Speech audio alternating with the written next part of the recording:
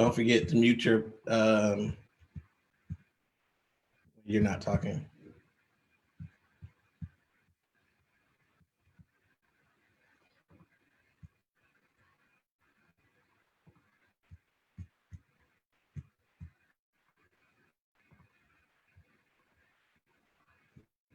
All right. Hello, everyone. We want to welcome you to this Perspectives with Black Men. Today is the first series of discussions that we will have. It is about Black men and our perspectives, but this specifically is our introduction to race and racism, and talking about what's going on. So we might have one other person join us with this discussion, and if they do, we'll introduce them when they join.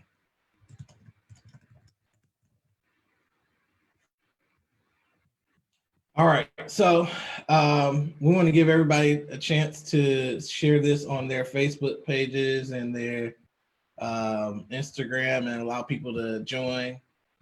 We're gonna get started in about 30 seconds.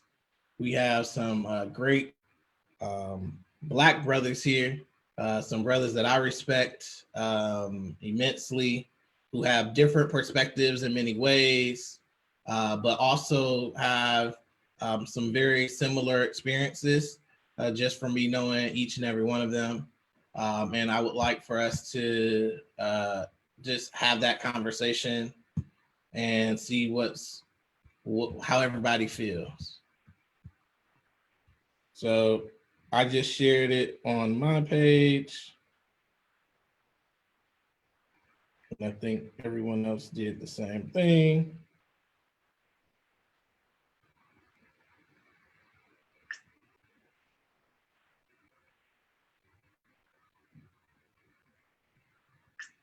I think. Okay, that's not what I wanted to do.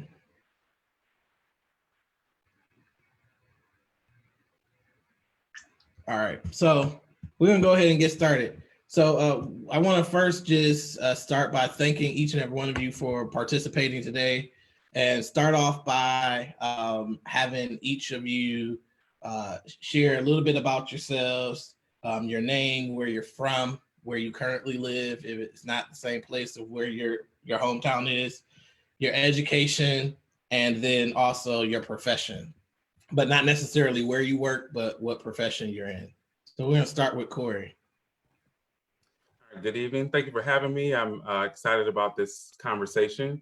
Again, Cory Anderson, originally from the great state of Michigan, but now I'm in Baltimore. So it's been an interesting juxtaposition, having the unrest happen across the country and then experiencing that in Baltimore 5 years ago. I'm in higher education. And one thing that I do want to do, which you didn't ask for, but I'm gonna do it anyway, is just, I want to honor my own ancestors. So I'm the son of Sam Anderson. I'm the grandson of Sam Anderson Sr. I am the great-grandson of Seaborn Anderson, and I'm the great-great-grandson of Squire Anderson, who was born in 1829. So for me, me and my family, we've been in this country for a long time. And so it's just, yeah, I'll leave that there. I'm sure we'll get more into it, but I'm excited to be a part of this conversation.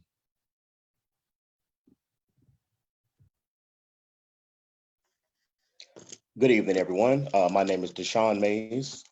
I am from the state of Alabama, as well as the state of Michigan. I'm currently in Charlotte, North Carolina. I am a community servant. I'm a person of faith. I am a minister of the gospel, as well as a gospel radio host. And additionally, I work in marketing. Ready to get started.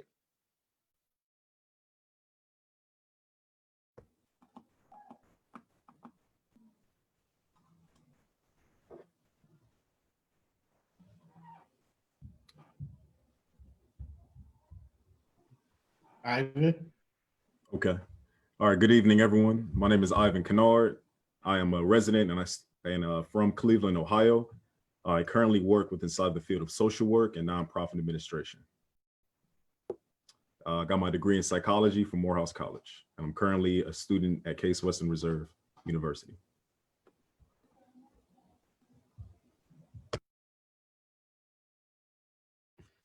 Thank you, brothers. As most people know, since I'm starting this, I'm Dr. NJ Akbar. I'm moderating this great discussion with these three gentlemen. Again, we may have one other person join us soon.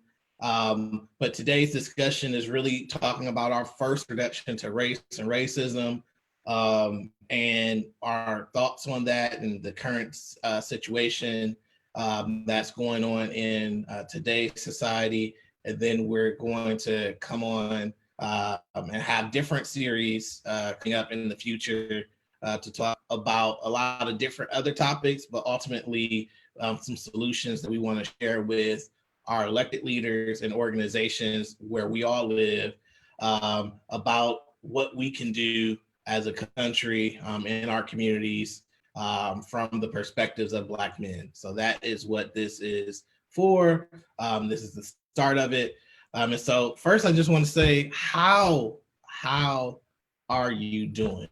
I know I've been exhausted by everything that's going on. And so I think I went on a little rant earlier on Facebook. So people have some sense of what I'm feeling. But I want to hear from you. Cory, you want to start?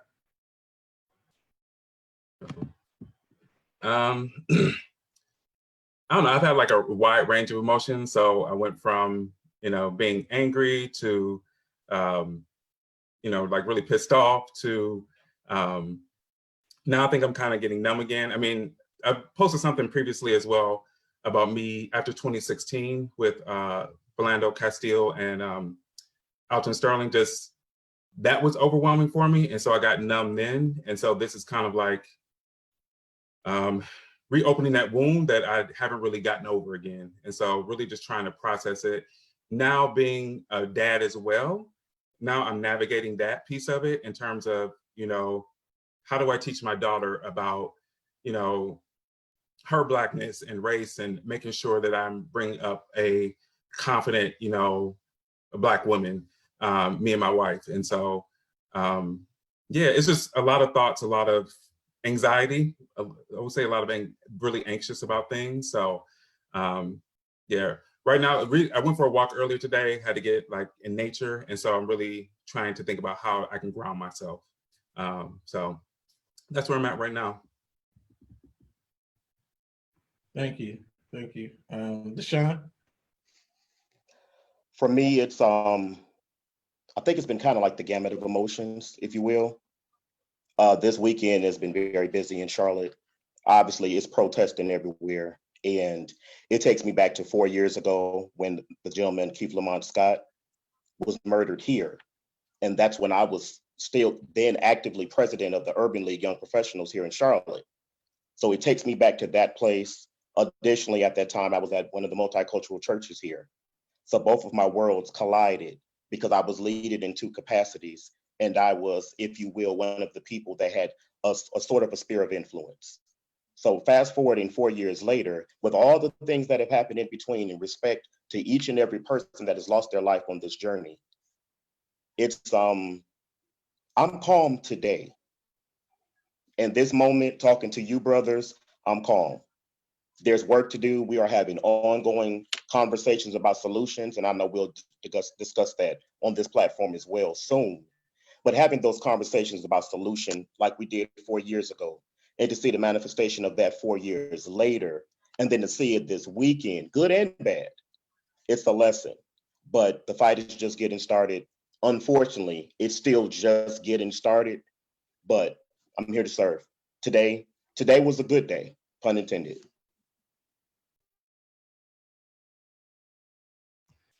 Thank you for that. Thank you. Definitely.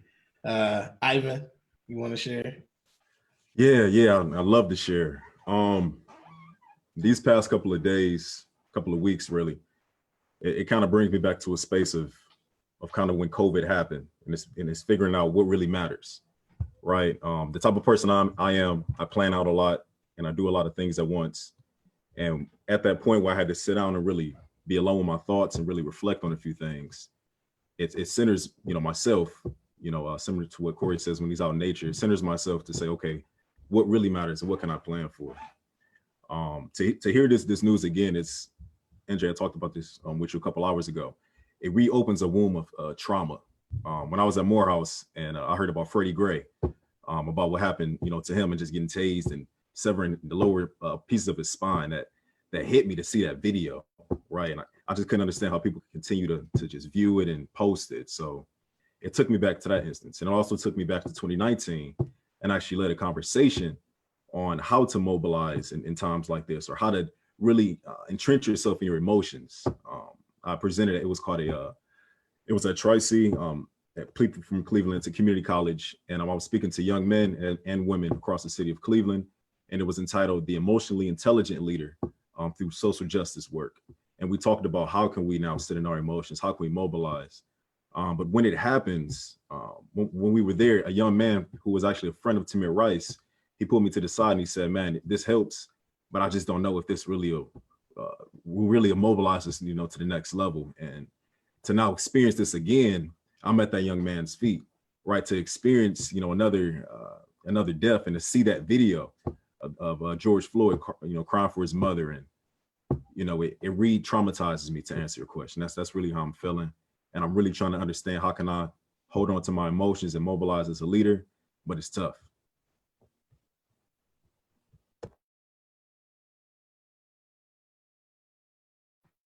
Yeah, that's thank you for everybody sharing. That is definitely tough. I want to ask everybody who's watching today, we're going to have a few questions and discussion, but also you have an opportunity to ask your questions right there on Facebook. I'm monitoring it as people are talking. The basic thing that I want to share just briefly about how I'm feeling, I'm not only exhausted, but I'm overwhelmed by the responsibility. Cory talked about our ancestors. Our ancestors paved the way for all of us to be here, but they struggled way more than we're struggling now, but they struggled so that we can actually truly be free.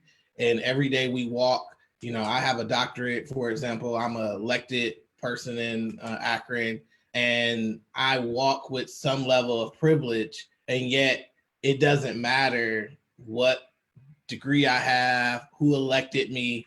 If the police is behind me for a little bit too long, I still get scared. If police pull me over in a certain neighborhood and they don't recognize who I am, or it shouldn't even matter if they recognize who I am. It's those things, I still have the same feelings. And so I wanted to just start there with, what are your feelings when you see a police car behind you and they don't make that first turn after you go through the light and they actually continue to follow you?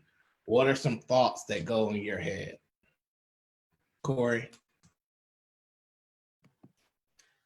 Honestly, I'm terrified initially, and what I do is I turn down a different street. So even if it's out the way, I get out their way.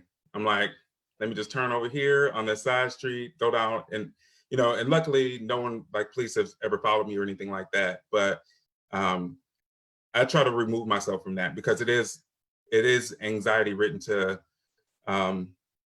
It's like, oh my God, like, am I doing everything right? Where's my registration? Where's, you thinking about all these different things of like, how can I make sure that I do not get shot? You know what I'm saying? How can I make sure that I am compliant? That type of thing.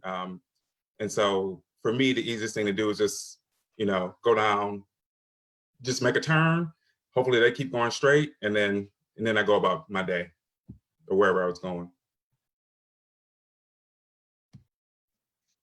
For me, it's strategy. Instinctively, I go into, okay, what's the strategy? Down in Charlotte, in the Carolinas specifically, We see Confederate flags all the time. I see Confederate flags on vehicles. I see Confederate flags at homes. And then, Confederate flags means Confederate spirits. So when I see the police, I'm like, okay, you may have on blue, but you may just be a good old boy. So instinctively, I'm already plotting on, okay, what does this look like? For example, I got pulled over on our anniversary, which is July 11th. I've been married 10 years. And my first instinct, well, they were following me. So you know how this goes. You're like, okay, let me get into a lighted area. Let me make sure I'm safe. Let me make sure this phone is on. I need to go live on somebody's social media. This is what I'm thinking. I'm mapping out the steps. Not, I didn't do anything, because that doesn't matter. Not, this debit card is past full, so I can take care of it. I'm thinking, will I make it home? And my truth is, when I pulled over, I had recently lost my dad. So I'm thinking, if something happens to me, this is going to completely destroy my wife and my mom. So it kind of creates a narrative where you're like, wow, what do I do? And ultimately, when the officer came to the car, I had the camera on Facebook facing, I had the light on the phone. I had I hate to say it, but I was very bold, not disrespectful, not condescending, not rude, just bold. And I was raised as a freedom fighter. I grew up in the NAACP, served in the Urban League. I've been trained on this since the 90s. I know how this goes. But in that moment, you never know. And when the officer saw everything I had going on, he was like, oh, I just pulled you over, your red light is out, and it's not.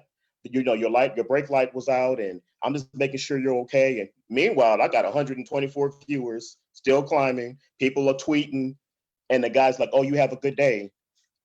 And the sad thing is, I'm used to it. I made this decision as a person of faith to return to the South, pick up the mantle from my family, similar to what Cory said, and carry this thing into the future. And now I wonder, is the future even guaranteed?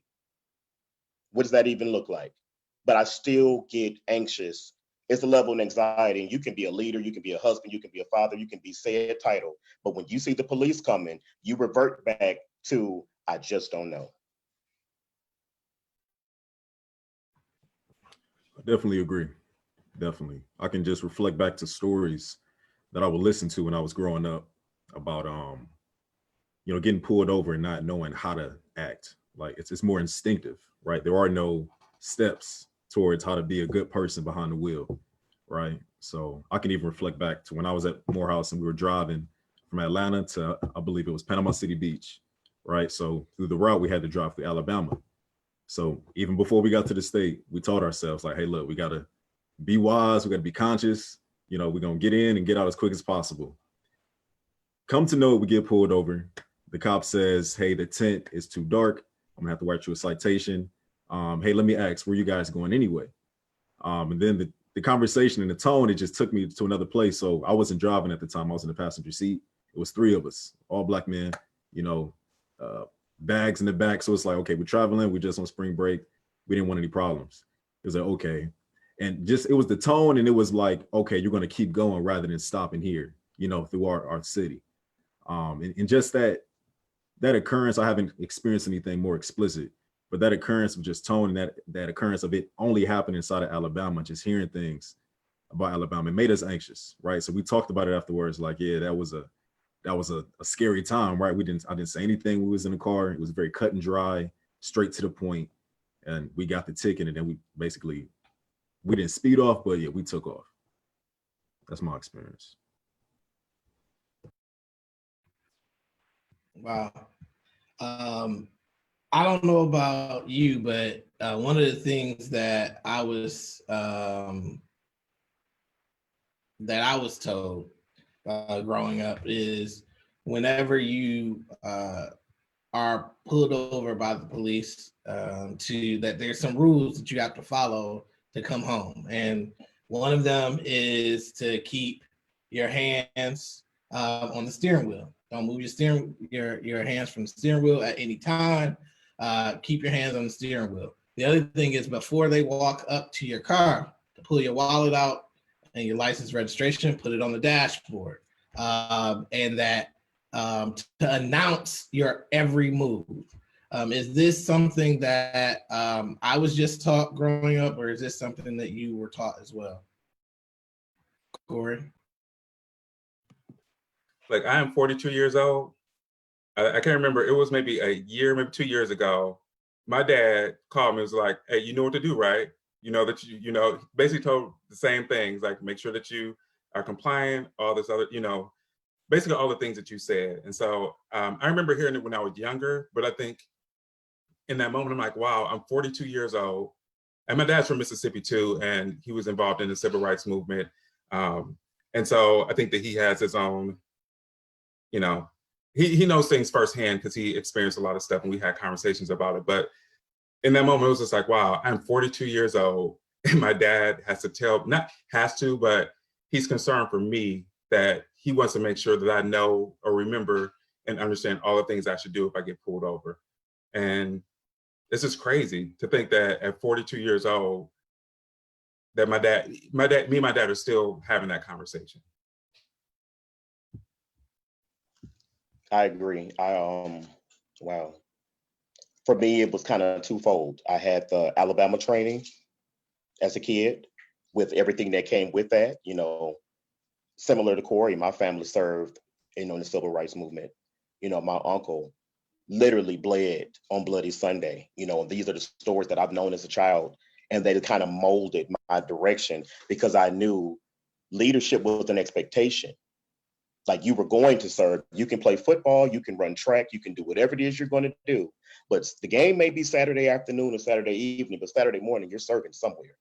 So that was the expectation. So I was told, especially being in Alabama, going specifically towards Selma, there's a road called 80 Highway. Everybody doesn't make it back from 80 Highway. So I was told, if you're on 80 Highway, make sure the car is working, make sure all the lights are current, make sure all is well, because you don't know. And, you know, of course, my parents had a different experience because, you know, it was a lot more segregation at that time. Then there was the Michigan half, which was, you may have moved, but the reality didn't. Now you're dealing with being in Detroit and what comes with that. And then everything that I don't know, but you have to learn because you are now a resident. And, you know, I've had incidents in my family where people have been arrested falsely. So as a young man and being the youngest of five, I'm looking up the ladder at my siblings, seeing what's going to happen, what's possibly my outcome. And, you know, and being respectful, all of that didn't end well. So I learned a lot of things relatively quickly. So by the time I was a teenager, it was like, hey, to and from homecoming, to and from prom, play these sports, get these grades, don't get killed. That was kind of the narrative. And go to college, and then we'll have the conversation once you leave here on how do you not get killed away from home. So it's an ongoing, to Cory's point, it's an ongoing conversation. Now I'm at the age where I have to reach down and have the conversations of what I was taught, what I've lived, and then hopefully the younger people can have a better chance.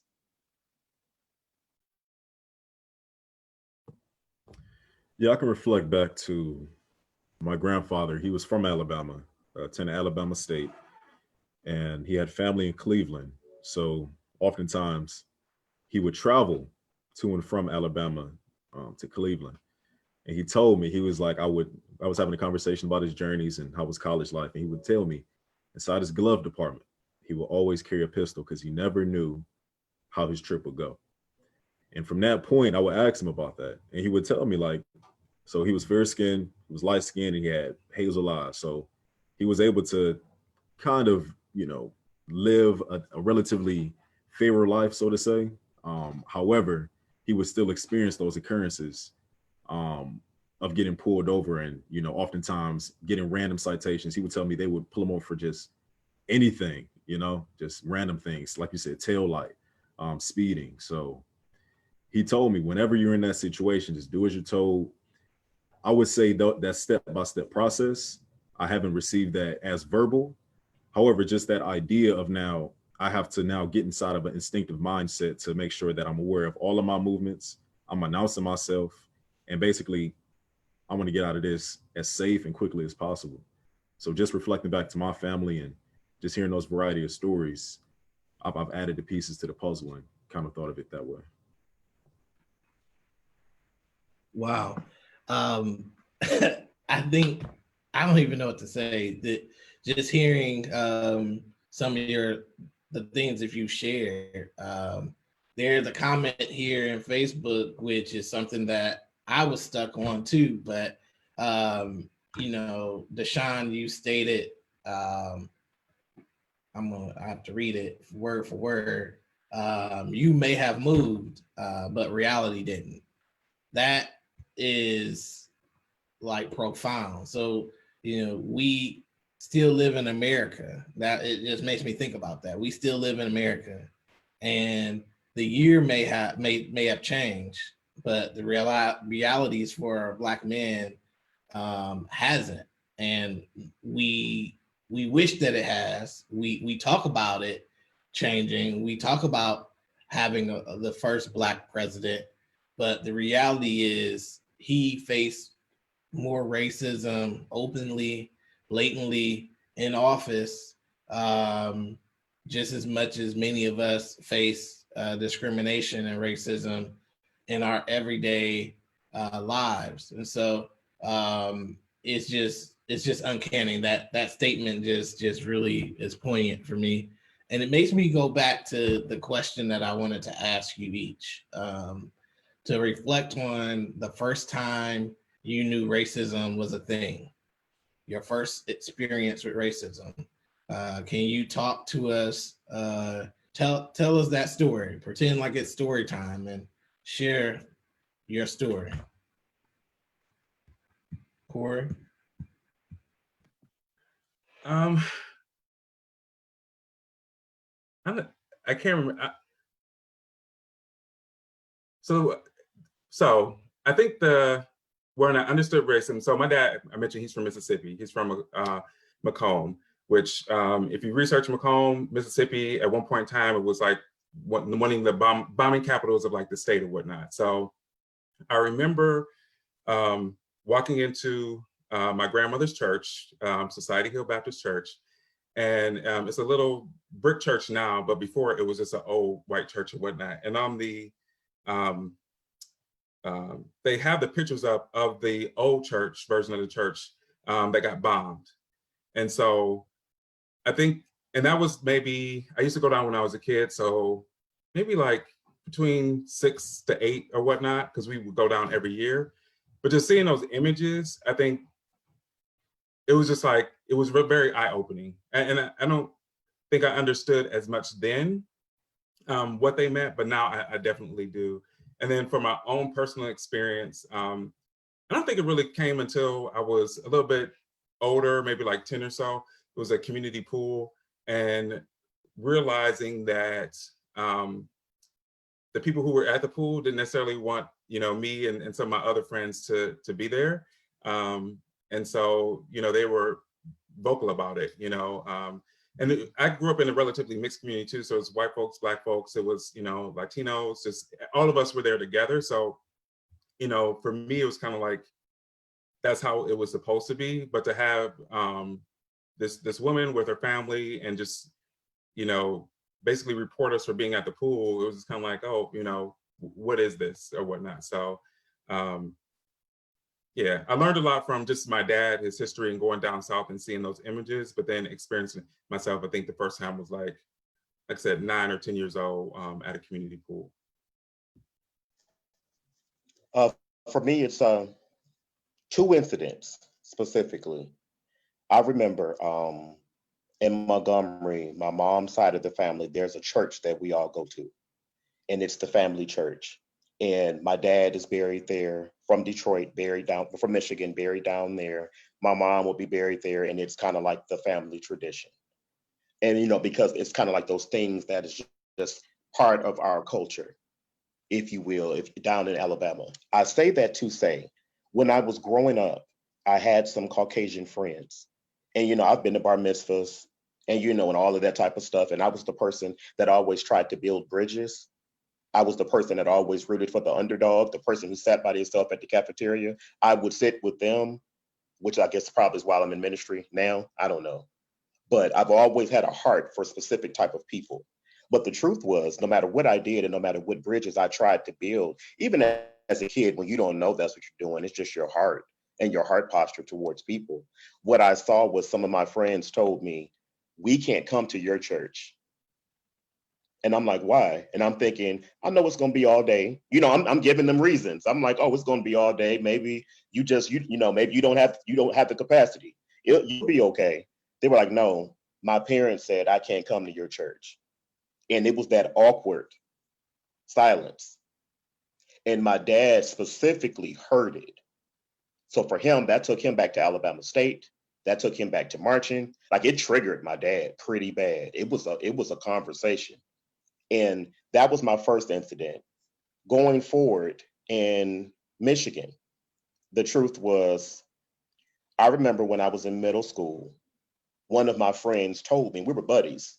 You know, you had these little pockets of friends, and you had the cool ally, if you will, for today's language, back in those days, that hung with us.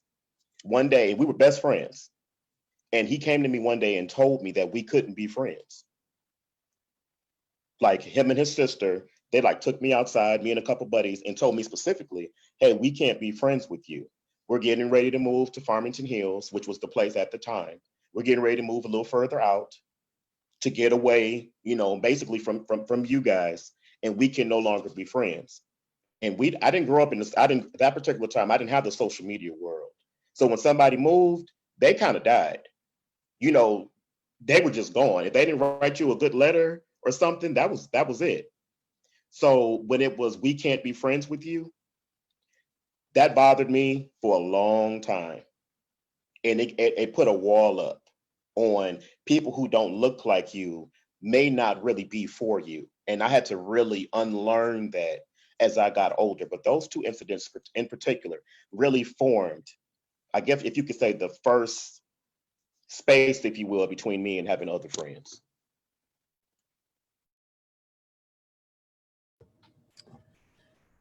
Oh man, I would say the first time that I really experienced and like felt it was in 2013. I was a senior at Euclid High School, and my high school made the news. The baseball team had posted a photo of a black home ec doll baby hanging by the newts on one of the lockers. The caption read, I just put it up. The caption read, "Pre-game ritual, lynching little black babies." So at the time, I was a well athlete. I ran track, was viewed as a captain, spoke at a lot of events at school, was a part of the Stand Up Against Violence committee, a variety of things, right? And one of my friends was on the baseball team. One of my best friends from 5th grade. He was black. And the day after that happened, we all ate lunch together. It's myself, him, and it was two of my other, best friends, all black guys, had our own table. He was lost for words. Like we tried to have a conversation, and we could feel the fury and the rage. And not only that, I had that same fury and rage, but I could tell the difference because my friends were, I have no problem with white people at all. I have friends that are white, but I didn't have any white friends on the baseball team. He viewed them as his friends, right? So to even section off that dichotomy of me now being hyper aware of those that I'm now interacting with, it was obvious that some in the school had that thought, but now to pinpoint it and have that team orientation for him to have trust in them and now, dismiss these feelings. That was the first time I experienced and really felt it. In the school, it was a shift, I would say, in the school following that. And it was hard to keep it a breath. Wow, thank you. I actually remember reading that in the newspaper. I never even knew you went there. Yeah. And that's just so everyone knows, that's here in Ohio, since we all are in different places of the country. Just wanted to share that. Wow. So Ivan, we were talking earlier, and I thought this might be a good question to add and have everyone answer. And so we're just going to start with you since we kind of started this conversation earlier. Is, certain instances in America that happen today are triggers for us And that is something that I think is important. So I want to talk about that with everyone. But before we go there, actually, Deshaun just mentioned something that he thought that he wanted you to answer, which is how did the school react and handle the situation that you just talked about with the noose? Yeah, I know there were some legal matters that went about. I didn't follow that, to be honest with you. We can provide the news article following, but I could speak on the atmosphere of the school, and it. So if I can reflect to just the entire environment, the culture of my city. We're a suburb of Euclid is a suburb of like Cleveland, Ohio. That's like the major city. Euclid is about 15, if not 10 minutes away from Euclid. At certain occurrences, we would find that, for example, we had a foreign exchange student from Italy, and the whole school did not know her name. We called her foreign because we never had that idea of a foreigner coming to our school. I would say it was about 80% minorities. I would say 60% Black, maybe 20% Asian and Latino mixed in that. And then beyond that, you had 40% white. 20% white. So ideally, it was a school full of minorities. So the idea now of the baseball team, it was a perspective against sports. Not only that, because I was on the track team, one of my guys was on the football team, and we basically disclaimed them like that's not something we want to be a part of. It could have got physical. A lot of guys wanted to get physical with it, but we were able to come together and say it's not even worth it. Those guys got some type of legal action. We didn't see them. I believe they were expelled. And that's pretty much how we went about it in regards to the sports teams. However, outside of that, we had those conversations with my best friend. I'm not going to say his name. And he then began to expose even more of the subtle items that led up to this, right? So it wasn't that he was shocked. It was not only just the distrust. It seemed like he kept giving them chances after chances after chances, and then this just explodes. So once again, it was an idea now that I had to internalize to say I have to be aware of who I'm interacting with, but also the school was like that. Individuals then began not to get cliquish because we already had our circles that we were within, but you can feel that it was even tighter. And with me being a senior, I was just worried about getting out. But the ideal atmosphere of the school definitely shifted. Administration spoke to us differently. They came to our classes and spoke, came to our practices and asked us how were we doing. And it was frustration. That guys got up and said, we've been seeing this for so long. And it took for them to go to the extreme for this to now make the news and for our voices to be heard. So it was a shift in regards to that. Wow, thanks. So to the next question about triggers. So we have George Floyd. We have all these other different killings that have happened by police, abuse of power.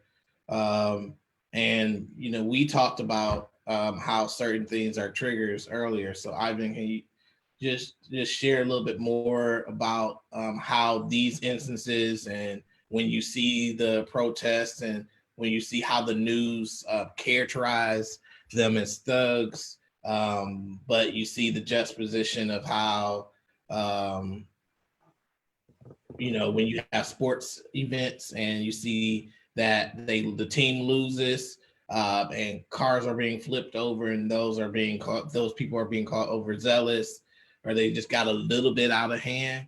Can you share a little bit more about that? Yeah, for sure. I could even speak on yesterday. So downtown Cleveland, it started off as a peaceful protest, peaceful rally around 2:00.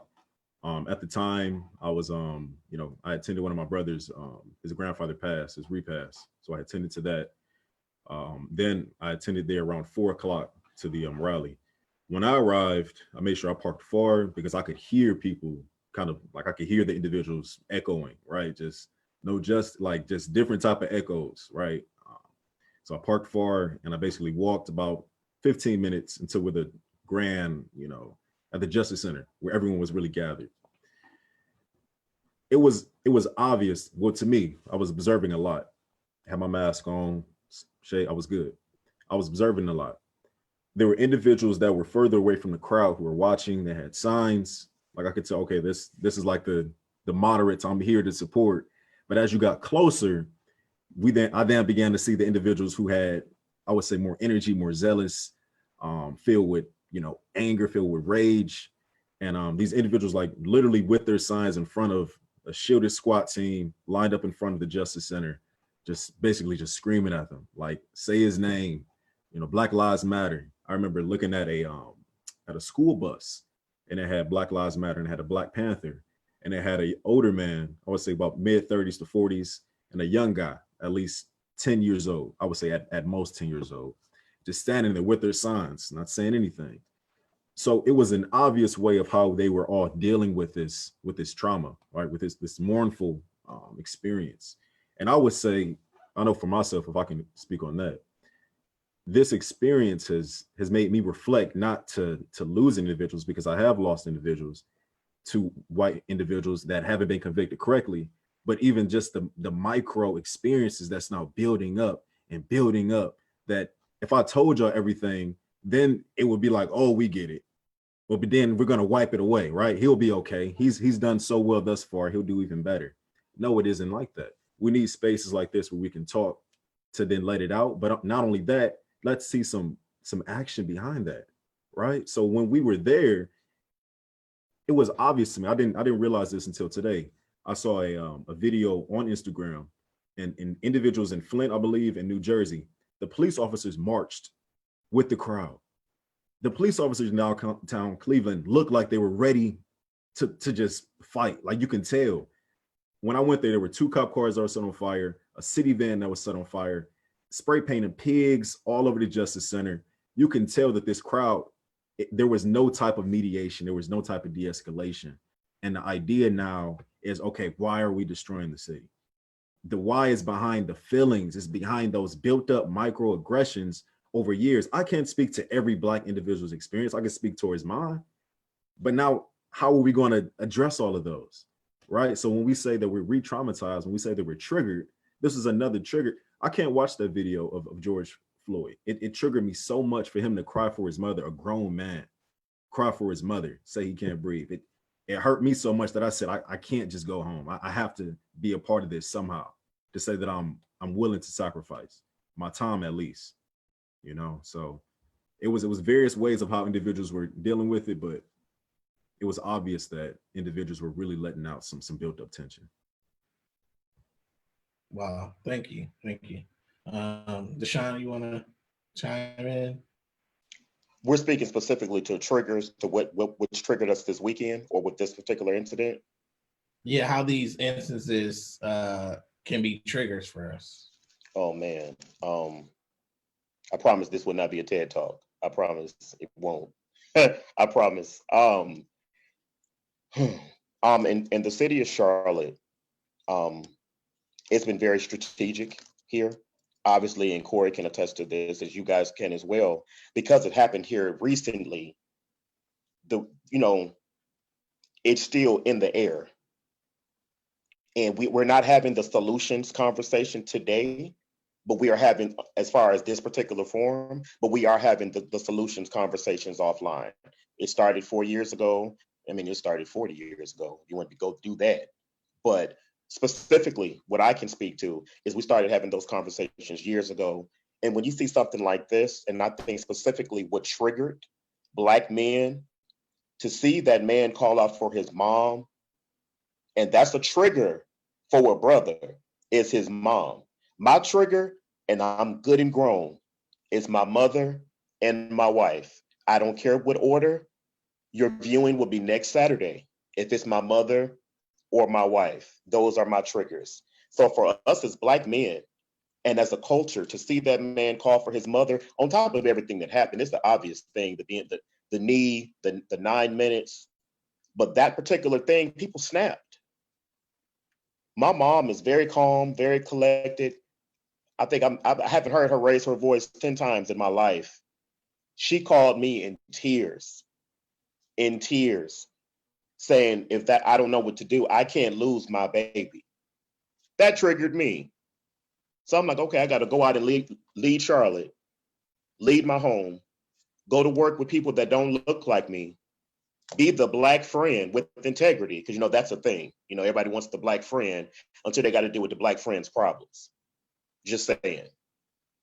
But being triggered, I've had to de-escalate myself so many times and constantly stay calm, have positive conversations, talk to my wife, talk to my family, make sure that I'm honest. Yesterday, our mayor, we had a protest in Charlotte, and the mayor wanted the NPHC organizations to come specifically to a protest that she called. So now the thing is, she wants to have the organizations together to create a conversation in every aspect that she can touch in the city to get ahead of this. Okay, I'm still triggered. We can have conversations all day. What's the plan? What's the plan? Is anybody going to do anything about 45, or do we got to hope 55 can do it when we're probably not here? Like, what does that look like? So for me to answer your question, brother, there is no answer. You just try to be less triggered. It's Monday. I'm starting another week. My wife has to go to work. I have to go to work. We still got to wear these masks. There's a pandemic. People haven't got a stimulus check yet. People haven't got their next check yet. People got to deal with, even right now, I'm writing down right now, we have lawyers on standby for the people that are getting arrested tonight for protesting in Charlotte. There's lawyers that I know, I got to get this person, got to get this person. We're going to have bail money. We know where this is going. People are hurting. There's no narrative for healing because there's no leaders. There are no leaders stepping up to really tell us this is how we bring it down. I don't want to hear about your money. I don't want to hear about your brand. I don't want to hear about whatever you're selling. I want to know, where's the hope? Where's the manifestation of a plan? I'll stop there because, yeah, I'll stop there. Yeah, I mean, man, I agree with you both. I mean, I think, you know, you're talking about microaggressions, and I experienced one recently at work. But the thing that stood out to me recently was a training, and the trainer mentioned that microaggressions are basically death by 1,000 cuts. So it's like all these different things that happen over and over, and you try to let them wound, you know, heal or whatever. And I think incidents like, you know, these police involved shootings and killings it's like a gash. And so just when you feel like you have had a grasp or had an opportunity to kind of overcome something, it's like now it comes up again and you're like, you know, you don't know what to do. And I think, you know, another trigger for me is I'm over the apologies. Like, I'm over people saying sorry. I'm over people, you know, I apologize, or I didn't, whatever, I don't care. You know, I'm kind of like you, Deshaun, where it's like, where's the action? Like, what are we actually going to be doing? Because you're wasting my time. You're wasting your breath. I don't need prayers, and I don't need any more apologies whatsoever. Let me know what you're going to do, you know, and then we can have a conversation from there. So yeah, it's difficult because it's like every time that you feel like you can kind of come up for some air, something else happens. And I think now it's kind of like a perfect storm. It's like we had a pandemic, you know, living in a pandemic. The president was just impeached. You know, the economy is tanking, so people are struggling for food and, you know, resources. And so you have all this stuff, all this anger. You know that Black people are, you know, going to be twice as affected as everyone else.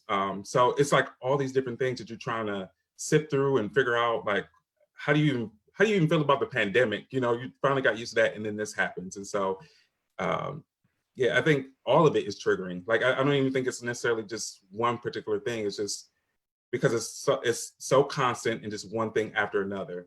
And then, like you said, to have to go to work and to put on this mask of like, hey, okay, like, you know, like nothing's wrong. And the interesting thing I did on Friday was that we have this WebEx Teams chat, and I was just like, you know what, I'm not going to put on a mask. And so I sent a message to my entire office. We have an equity, diversity, and inclusion group. So we started to have some of these conversations, but I just put it out on the table. I said, you know what, I'm not okay. These are the reasons why I'm not okay. You know, I don't understand where white allies are at. You know, I don't know. I don't have any answers, you know? And so, yeah, it's just, all of it's, long and short of it is, I'll stop, it's all triggering, so. Yeah. Thank you all for sharing. I agree. I've been beyond triggered by this and been trying to figure out like how to remain constructive, how to remain constructive. So the one thing that I have is, I have people who have elected me, right? So I'm an elected leader, which some would say makes me have some level of responsibility, but also access to making some change. So part of it might be true, but the thing that we never get a chance to talk about is what happens, every day, the actions that impact us, and then the non-action that impact us even more. You know, one of the things that happened today or yesterday, I think it was yesterday, I can't remember, but the NFL issued an apology, not an apology, but a statement about George Floyd and what's going on and everything.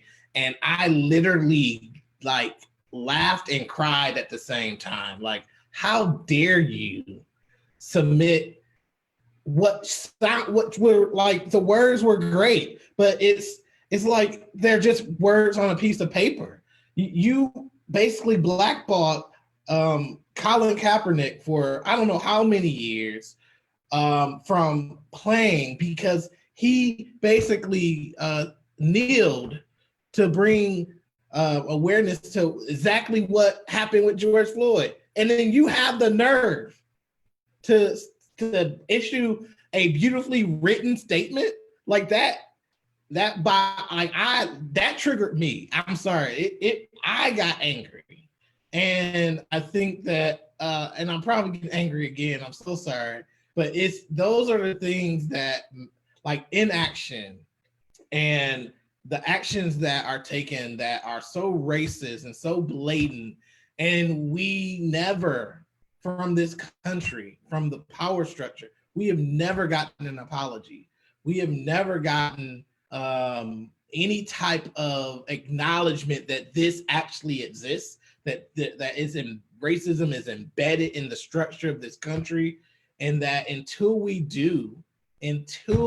this country does that, I might be elected, but I'm worried that there's nothing that we can do that's going to heal that. We talk about narrative of healing. We had a congresswoman right here in Columbus, Ohio, who was pepper sprayed trying to reason with the militarized police. And she's a known congresswoman. Like, it boggles my mind. So I'm sorry I had to go on that rant, but I agree with you in terms of, like, the older I get, the more I realize that we have put the responsibility of fixing this on us, as Black people, when it is not our problem to fix. We did not create this blueprint. We did not create racism. Our ancestors did not ask to be here. And so it's almost like someone being abused by their spouse, and then you are blaming, the one who's abused for being abused. It's like, well, no, like, it just boggles my mind that we are supposed to be the people who take the responsibility, and we are the people who are supposed to fix this issue when we didn't ask for it. You know what I'm saying? And I do think that whites need to have more, and this is one of my continued challenges with people who like reach out to me or whatnot. I say, you need to have some conversations with your relatives. You need to have some conversations with, the people in your family who are bigoted, people who are at those rallies, going to state capitals. Y'all probably know who they are. Like, if you are really feel that Black Lives Matter and you feel that my life matters, then you need to get uncomfortable and you need to have some conversations and you need to have some confrontation, because every day that I walk outside, I have to think about my own life. Like, how do I navigate, you know, how do I have to navigate outside, you know? And with some of these police involved shootings, like, you really have to worry about how you're gonna survive inside your house, you know? So it's just, the onus is what I'm trying to say. The onus is, I don't believe, is on us. I think it is the responsibility of those who have created this issue to rectify it. And I think the only way it comes, into your point, Akbar, is that they have to own, you know, slavery, you know, the enslavement of people. They have to, it's a harsh reality. Like, they just have to own that, you know, and take some, I'm not blaming anyone from it, but I do think that there is a responsibility to fix the issues that you that you have privilege from. So I'll get off my soapbox. Yeah, I definitely agree with what you're saying. I was going to ask another question, but I'm going to save that for the next live group. Deshaun, you were about to say something before I moved? No, what I wanted to say is, brother, I see you. I saw that this hit you. And I want to say, as your brother, that I see you, I hear you, we hear you. You are necessary, brother. Know that there are people walking alongside you that got your back, man. I have to say that. I cannot see a brother have any type of moment and it's not acknowledged, because that moment needs a minute. And I want to take that minute to acknowledge that you are my brother. I see you. I'm with you. Lead well, black man. Lead well. Lead well.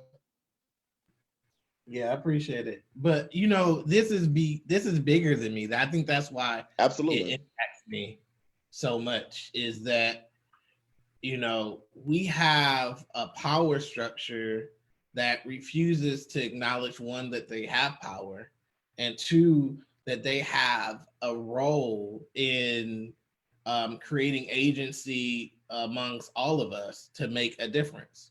And that's the thing that hurt, is it's like, you know, we have a president who I never call my president, but we have a person who lives in 1600 Pennsylvania Avenue who has the nerve to call the protesters thugs, and to do just the most disgusting things that he said: loot and then shoot. First of all, there is a dichotomy between those who are looting and those who are protesting. Those are not the same two things. So let's not even talk about that. But yet, when there are people with guns at the state capitol, like visibly threatening the police, all up in their face, and the police stand there stoic, like, that's bothersome for me. And I think that's what really, for those individuals with privilege, those individuals who have the power, need to be able to call that dichotomy out, you know. And that is the thing that bothers me. So I appreciate you saying that, brother. But this is bigger than me. This is bigger than any of us. And part of why I want to have this discussion is we all have good friends. We have good friends who mean well, who want to make a change, who might be white, who really are not part of the problem necessarily. And a lot of them hold different positions. And so I started this to hopefully have a discussion that will wake up the consciousness of individuals who have the power to say something. If Congresswoman Beatty can't say it and be respected, I think that it opens my eyes to who can. And I'm with Cory. I don't think that it's a black or brown person. It has to be someone else to help take responsibility. So you did that. I mean, you have something? Because I have a question from the viewers too, and then we'll wrap up. Well, no, I agree with you. I think that the narrative is them two, us two, the other two, every two. It's so many things going on that we will never get an apology because we haven't demanded it. It's demand season right now. People are tired. Even candidate Biden even made a statement, hey, this has been going on for 400 years. My eyebrow raised like, wait, is that an acknowledgement? I mean, I know I know what you're trying to do, but we have to make sure it's on record. I see your face, man. I see your face. But we have to make sure that we hold people to the fire. We got to hold people to the fire. And the thing is, we've been, and I'm guilty of it. I want to own this. There's moments where you just fall back. You be like, man, for real? Let me go ahead and get these 15 credits and graduate. Let me go ahead and just get this, I got to do this for my family. But we're done. Like it's time to rise up. And rise up is not just a song. Like it's not. Like people are tired. But I'm tired of being tired. So I have focused on standing. There is a strategy now to stand. We have committed to infiltrating this. That's another discussion, probably offline. But things are changing. Praise the Lord. Things are changing. I'll leave it there for now. But this revolution will have strategy to it. Wow. Now, I want to just, I hear when you say tragedy, I just want to acknowledge that you don't mean that you're not inciting violence, because I know that's the first thing someone's going to say. Well, hey. I know you're not. No, I know. For the record, yeah. Even though I have melanin, I'm not coming with malice. That's the statement. I'm not coming with anger. I'm coming with a peaceful heart and a calm mind on there has to be a way to heal, be whole, not suffer all the time. The thing about right now, I'm tired of hearing all lives matter. Mm-hmm. Nobody said not only Black Lives Matter.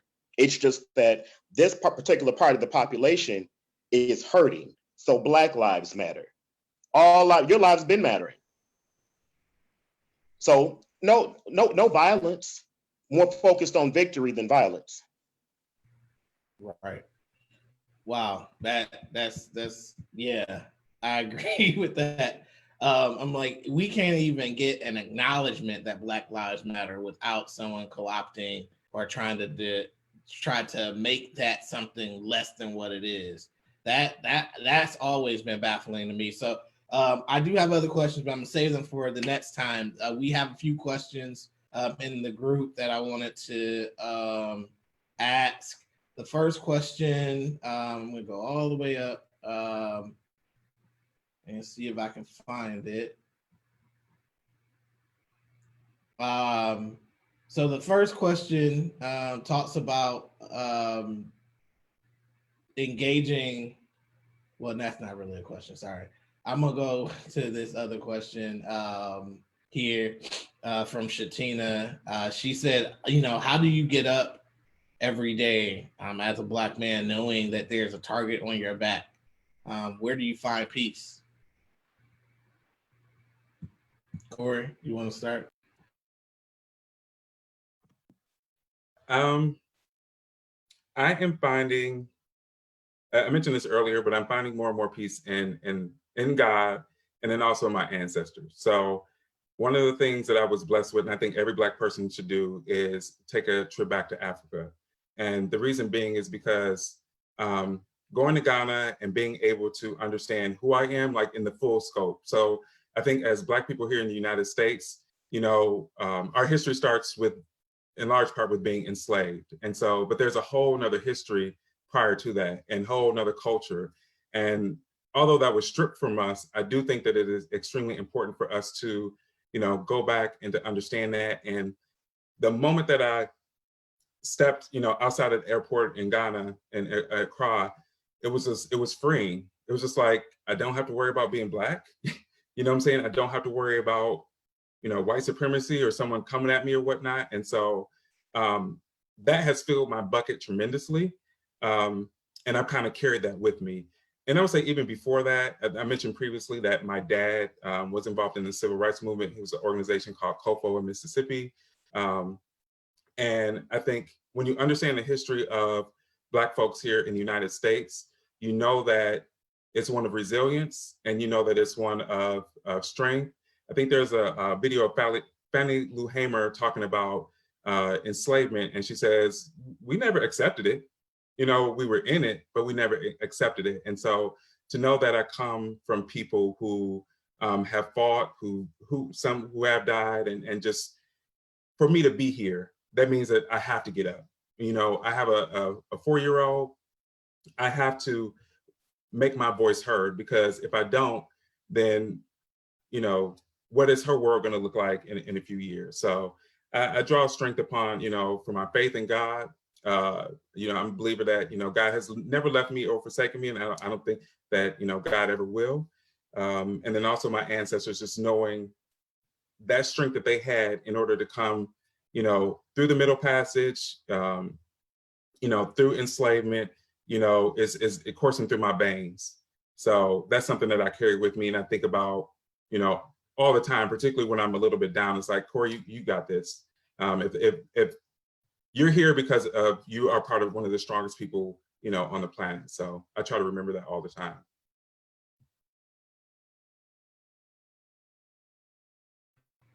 Thank you. Deshaun?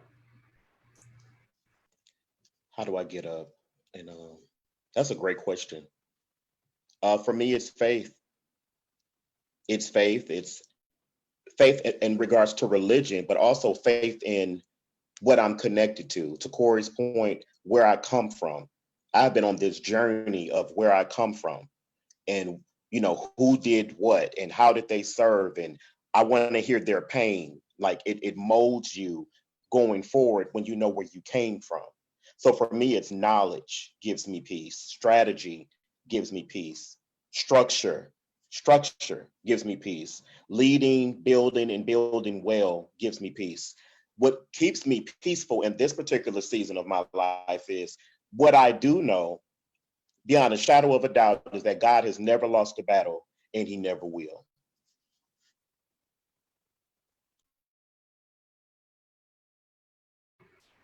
Wow, that was a big drop the mic moment. Ivan? I like the statement Cory brought up in regards to just like individual awareness and just like a sense of self. In 2016, I was blessed to have the opportunity to study at the University of Johannesburg in South Africa. So that was a very interesting experience. I was able to go to Robben Island, where Nelson Mandela was encapsulated for about 18 to 20 years.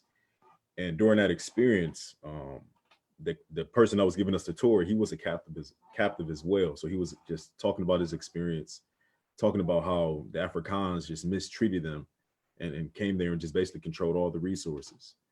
So to hear that culture and to hear that relevance, but also there were sections of culture, right? So here in America, we are just Black, but there in Africa, they have different cultures and backgrounds. And that's really what made me want to like attend the HBCU, to build, you know, that history, to build a legacy, to build, you know, my own person, right? And to then take that experience to like mold who, you know, God created me to be, but also my mentality, right? How do I carry myself? How do I think of myself? And that target, I would say, just based on the experiences that I've developed throughout the years, that target kind of pushes me to say, do better, right? Vigilant, Elijah Mays said it best. I'm gonna find something and just do it better than anybody that's ever lived or died. And they can't take that away from me, right? If I have just one stamp, or if I can spark my little brother who's 10 years old to pick up and figure this mess out that we can, that he can, you know, rather take the torch and let it lead. But I use that target as a push to say, this just isn't, you know, this isn't just for me, similar to what NJ said. And to then think about my past, think about my ancestors, think about the future legacy that I hope to leave, and then just, you know, get to work.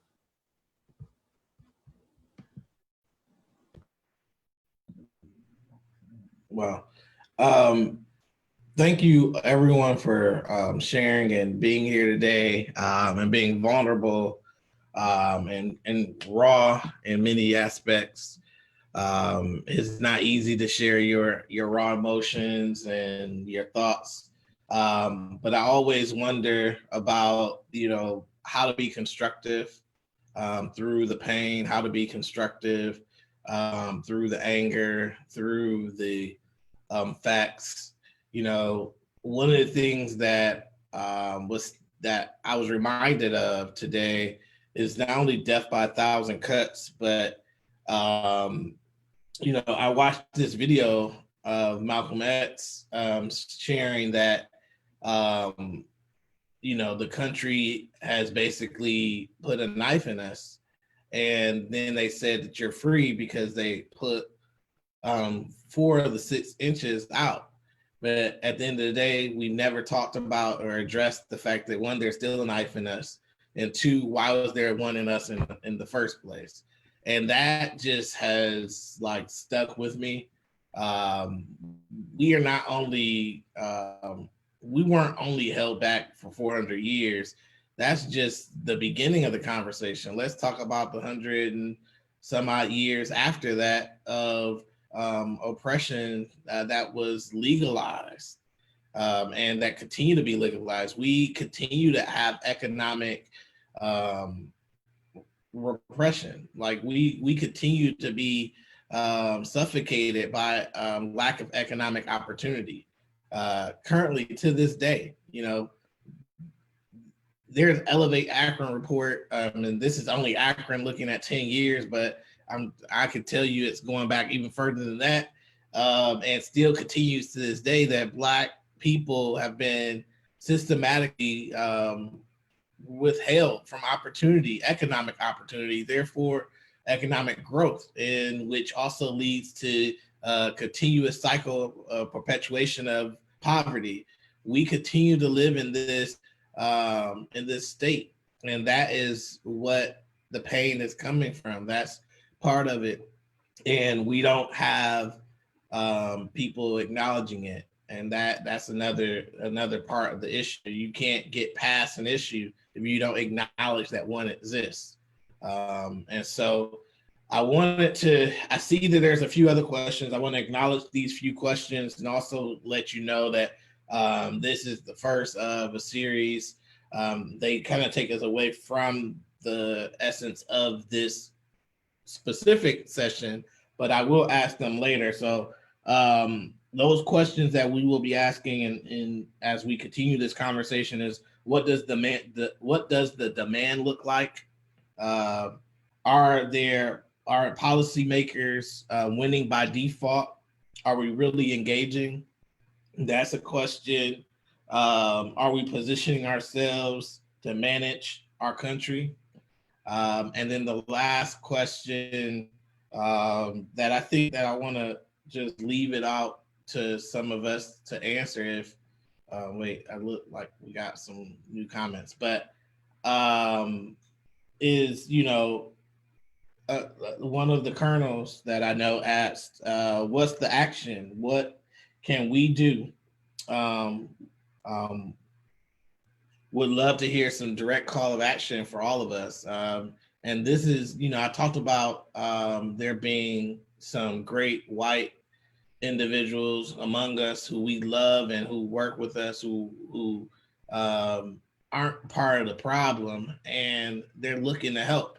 And so I sense that from that question. So maybe if we end here, we'll have further discussion on that. But maybe Cory, if you want to start by saying, for individuals out there with privilege who want to know how they can help, what would your suggestions be? I know you talked about a few already. Yeah, I think one of the first things is to educate yourself. And so, and educate yourself without necessarily needing to ask a Black person. You can definitely, if you have that relationship, maybe have a conversation. But I mean, there are plenty of books out there, articles about the Black experience for people to get more knowledge. One in particular, particularly if you're in the East Coast or in the Baltimore area, is a book called Not in My Neighborhood: How Bigotry Shaped a Great American City. And so it really spells out how policy affected Baltimore, how racist policy affected Baltimore and impacted us today, which led to, Freddie Gray and everything and the unrest here for that. The second thing is, and this is more so for everyone, is we talk a lot about voting, and I do think getting out the vote is extremely important, but we don't talk enough about advocacy and acting in the moment. So anybody who's listening to this, if they are, challenged, upset or whatnot, you have a series of elected officials. So what you can do is Google your elected officials. You can go ahead and call or write an email to them and say, hey, this is an issue. What are you going to do about it? If you have solutions, feel free to add those as well. But I think that, again, we talk a lot about voting, but we really need to start holding our elected officials accountable. And one of the actions that we can do right now is just email and or call them and say, how you feel and what you feel like should happen, particularly for your city. I think, and that kind of goes into another point, is these incidents are happening all over the country. Minneapolis is kind of the hot zone for a lot of it, but it can be overwhelming to think about what's happening there. And so be aware of what's happening, all over the country, but again, focus on your community, because all of us have an opportunity to make our own slice of the pie a little bit better. And so whether it's your neighborhood, whether it's, your city, your county, your state or whatnot, focus there and try to think about things that you can do in order to impact, your community and make sure that, I can feel safe, walking down the street and that we don't have anything like this happen again. Thank you. Deshaun? I've written out a whole paragraph. Everybody was talking. To answer the question, you have to actually want to listen. Having a heart posture that's to take a step on something that you may not know. And I think that's the knowledge piece, but also to commit to building bridges. And building bridges means that it's not going to be easy. Like, we have to commit to building bridges because I still live in America. So I have to build bridges. And it's necessary to navigate the rest of this personal space. I have to build bridges, i.e. interacting with Charlotte government, talking to these officials, serving well, getting in positions where your voice can be heard, not your angry voice, not your well-spoken voice, not your representative, not your intern or admin, your voice that has learned what's going on in your community, not just the government, not just Washington, what's going on in said city where you reside. A lot of people, they don't even know who the city councilmen are, city commissioner.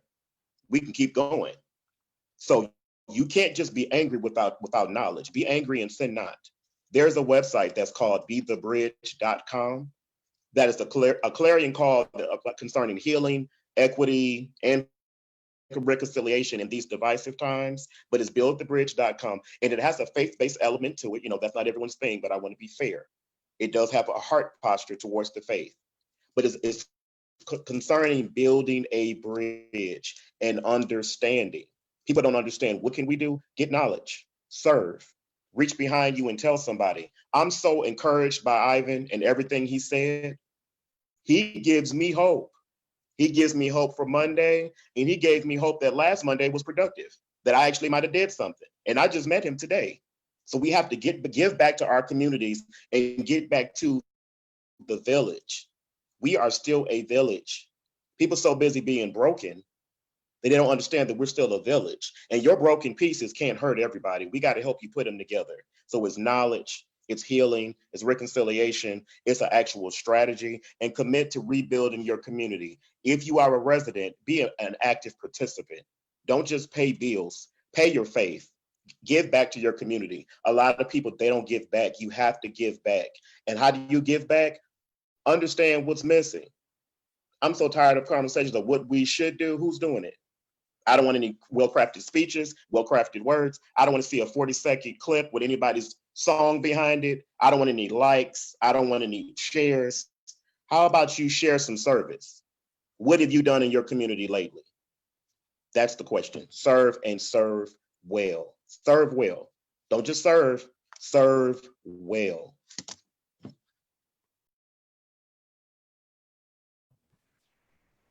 Thank you, brother. I couldn't agree with both of you even more. I could speak to the perspective of just being a graduate student. Right now, I'm the president of our Black Student Association. We're actually going to be having a strategy meeting. And there was a conversation of, should we allow allies, right, white counterparts, to be a part of this strategy meeting? And the idea has to come from that community, right? First, we as a community, we are the ones that are affected the most. So we are that nucleus of the community. For us to now have outside support, we must understand what strategy we want to take and then have allies around that strategy. When I went downtown Cleveland yesterday, I'm not pointing no fingers or any names. What I saw in regards to a burning city van was a white man jump on it, bust the window, and set it on fire. I'm not sure. I'm not saying he was a part of an organized committee. I don't think that was a part of anybody's agenda or strategy. It might have been, and it led to that, and this was the certain time that would have led that moment. However, we have to now look at different constructive matters, right? We understand that we're now showing our anger, we're showing our fears. We're saying, stand with us or this will help happen. Now, what's the next step that we can strategize and say, okay, we've done this. Now let's wrap our arms around this new strategy and push this even harder, because they know the damage that we can make. Let's use this as leverage and now build whatever strategy and whatever nucleus that we've come with. That's how I feel how allies can help out, and definitely the Black community. Wow, thank you. I want to thank each and every one of you for joining me today. I know that I kind of asked you at the last minute, but I was trying to stay silent because I had so much, just emotion behind everything that was happening. And I kept thinking to myself, like, how can we be constructive? And part of me feels like, I'm not one that will go looting anyway. That's not who I am. But I just, I think sometimes people need to hear and see that raw emotion. People need to hear that authentic expression of why this affects you. Because I've heard so many people say, "Oh, that's in Minneapolis. That's not even here. Why is that even a problem?" Well, because the same things that are happening there happen right here. That has happened, in every part and corner of this country. And believe it or not, someone mentioned this earlier, but just hearing him scream out for his mom was something that, it was chilling, as a person who lost their mother, and I think about her every day. And whenever I get in a situation, this has not changed. Whenever I get in a situation where I feel like I don't have the power to get out of it, that's the natural response that I've used every other capacity that I have no more. And so I'm calling for my mother. And that just, that broke me. I'll be honest, my emotions, when I just thought about it, it just did not, it wasn't, scholarly. And so I just want to end with, we have Black men, each and every one of these Black men on this panel are educated Black men. But when we walk out that door, we're just Black men, and our Black skin is criminalized. And we need each and every one of our allies to understand that and to call people out. When people repost the news articles calling Black people thugs, call them out. When you see individuals in your circle talking about how we should just be happy with the fact that you can host a Facebook Live and have a doctorate, and you can be elected, or you could be in a fraternity, sorority, what have you. You could be a pastor. You can have a job at a top institution near the state capitol. Those things for some seems like just they're like prizes for what we should be happy and content with. But in fact, there's nothing content about it. It's a reality. We have to survive, but we want to thrive. And so the question for the next session is, how do we thrive once we know that racism is a reality that we live? And so I hope that you join us to have that conversation with the ultimate goal of coming up with some solutions that are practical, that we can share with all of our elected leaders and individuals and organizations where we are, so we can start doing something positive, so we can start living a reality that acknowledges our existence, acknowledges the experiences that we've gone through, and brings about some real change. So with that being said, thank you, brothers. The three of you are truly my brothers. I've known some of you for over a decade and others of you for about 2 years, but either way, no matter how long I've known you, I do appreciate and see each and every one of you and value you and your existence and the contributions you make to our society. So thank you for participating, and I hope on Wednesday, each of you can join us again, and we can have a few other gentlemen with us as well. So thank you. Thank you. Have a good evening. Thank you, bro. Thank